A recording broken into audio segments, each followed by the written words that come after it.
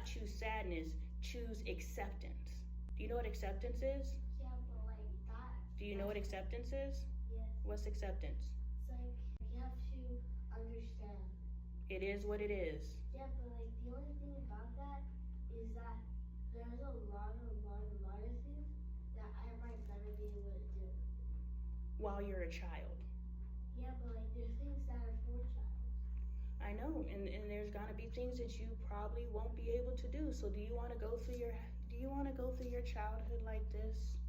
Because there's things that you know that your parents are not going to afford you to do. Or are you gonna be like, accept it and know that as soon as you have control over your life, because what you're doing is training yourself to be sad. Is that what you want? Do you want to have a sad life? Also, by choosing to be sad about things that you cannot control, you are teaching yourself to be sad. Is that what you want to teach yourself? Teach yourself to accept what is. And the things that you can change is called the serenity prayer.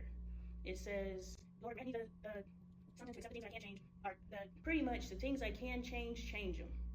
The things I can't change, accept it. And help me know the difference. If you're failing in school and you're like, oh, I'm getting bad grades, that's something you can't control. Being able to play soccer, you can't control that. So accept it. Kids made fun of my skin.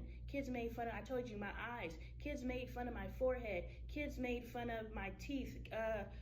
Kids made fun of, in everything I fixed, they made fun of something else. So they made fun of your teeth. You went and got braces, so now they're making fun of your braces.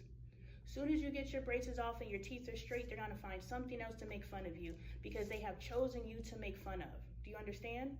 You're not going, as long as you're around this group of people, they've already put you in your box. So in that, you have to know, forget these people. They don't matter. I'm forced to be in this room with these people, and I'm gonna get through this, and then I'm gonna go live my life. When you turn 18, get out of your parents' home and go live your life. But while you're there, grow yourself. Get your weight up.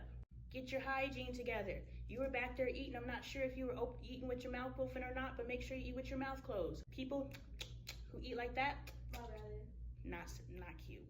Don't do that. Make sure you're eating with your mouth closed.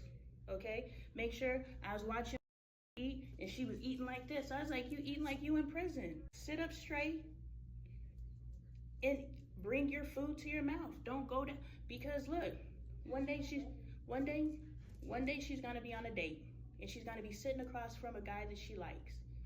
And do you think he's gonna think she's cute if she's eating like this?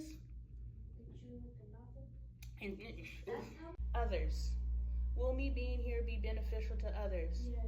Yes, you know. Like we need someone to talk to, but we don't have anyone. Yeah. When you're here, we're able to talk to you. And if I'm thinking about you 3 generations ahead, if you guys are truly listening to me, you are going to change your lives. You are not going to accept what your parents are demonstrating for you, and you're going to reach for higher and greater.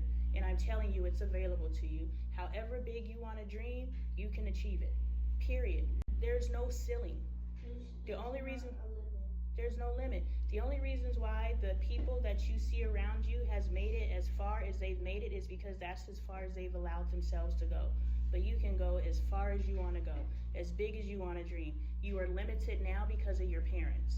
But once you get from under your parents and you start teaching yourself and growing yourself, so you're at the starting line and you're like, man, as soon as this whistle blow, I'm out. You know what I'm saying? Versus you're like, the whistle blows and you're like, okay, now what? No. Self-development, calisthenics, so you're working your body out. You know, what else did we talk about? Taking the collective into consideration.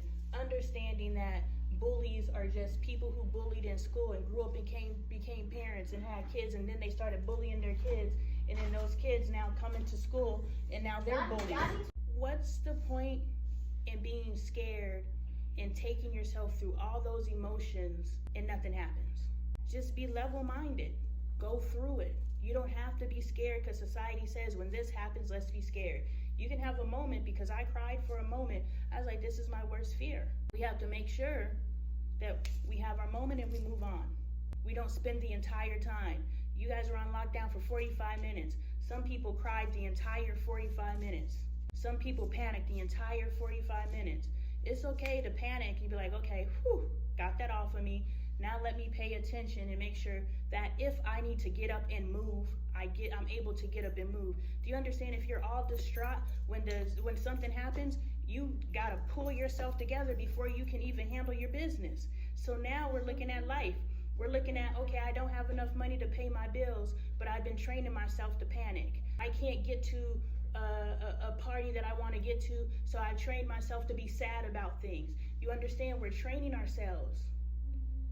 You're training yourself to panic, training yourself to be scared, and you're training yourself to be depressed, and you're training yourself to do these things. Or you're training yourself to be level-headed, understanding this is completely out of my control, but I'm trusting my higher power to keep me safe.